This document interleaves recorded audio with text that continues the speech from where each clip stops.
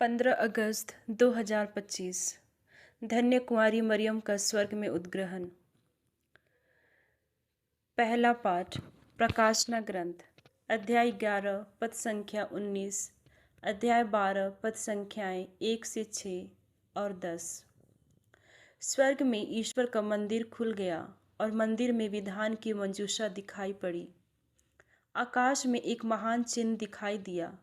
सूर्य का वस्त्र ओढ़े एक महिला दिखाई पड़ी। उसके पैरों तले चंद्रमा था और उसके सिर पर 12 नक्षत्रों का मुकुट।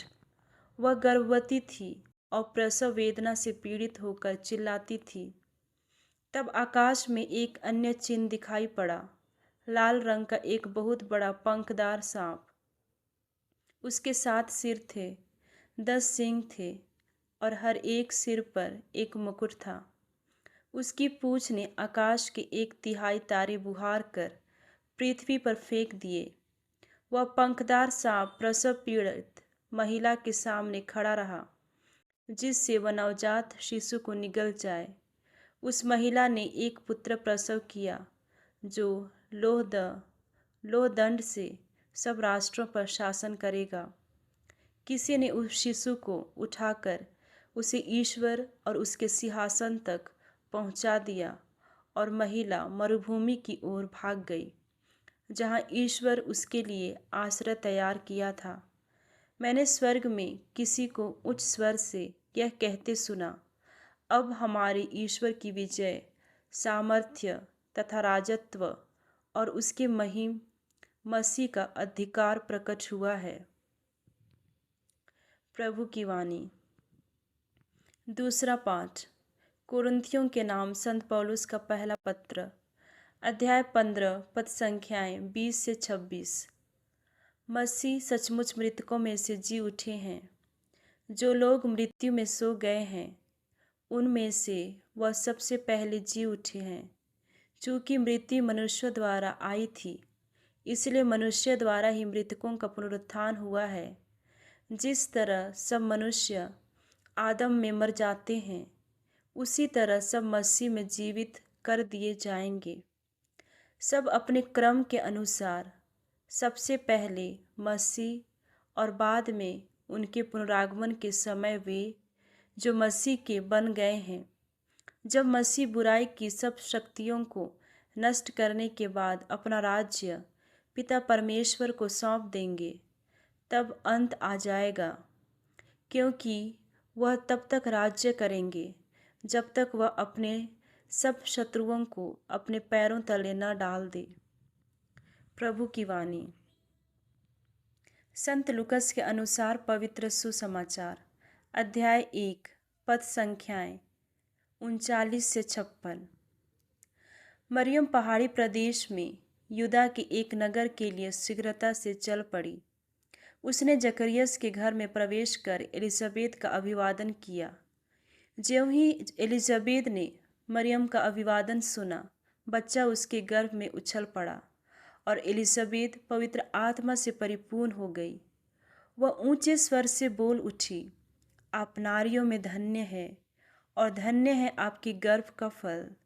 मुझे यह सौभाग्य कैसे प्राप्त हुआ कि मेरे प्रभु की माता मेरे पास आई, क्योंकि देखिए, ज्यों ही आपका प्रणाम मेरे कानों में पड़ा, बच्चा मेरे गर्भ में आनंद के मारे उछल पड़ा।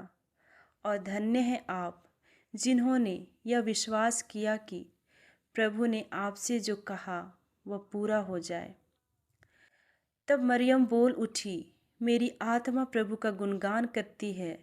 मेरा मन अपने मुक्तिदाता ईश्वर में आनंद मनाता है, क्योंकि उसने अपनी दासी की दीनता पर कृपा दृष्टि की है।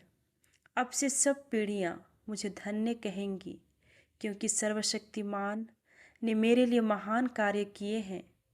पवित्र है उसका नाम।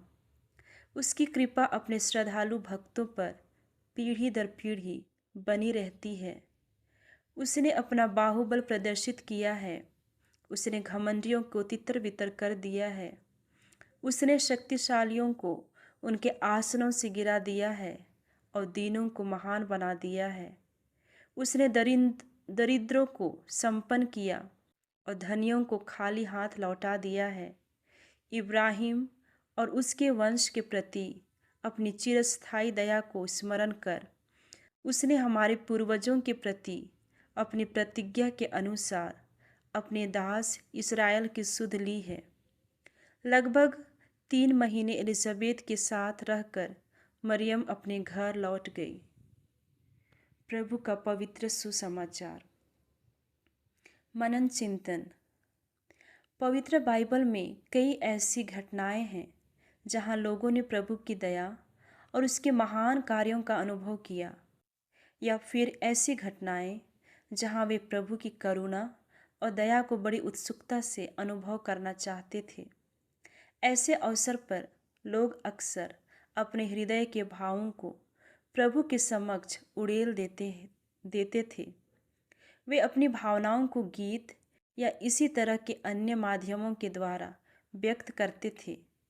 हमारा विश्वास है कि माता मरियम को प्रभु ने प्रारंभ से ही पाप से मुक्त रखा था, क्योंकि ईश्वर ने उन्हें अपने पुत्र की मां बनने के लिए चुना था। यह इतिहास की बहुत बड़ी घटना थी। मानव जाति के लिए ईश्वर का अपूर्व कार्य था। इस पाप के दलदल से मुक्त होने में माता मरियम को प्रतिनिधि चुना गया था। ईश्वर की दयालुता और महानता को देखकर माता मरियम का हृदय प्रभु की स्तुति करने लगता है। उनके शब्द ईश्वर की महानता का बखान करते हैं, ईश्वर के स्वभाव और सद्गुणों का दर्शन कराते हैं।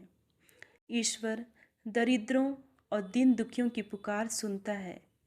कभी कभी अन्याय सहने वाले लोग निराश होते होंगे कि हमारा न्याय कब होगा, कब हमें अन्याय से मुक्ति मिलेगी।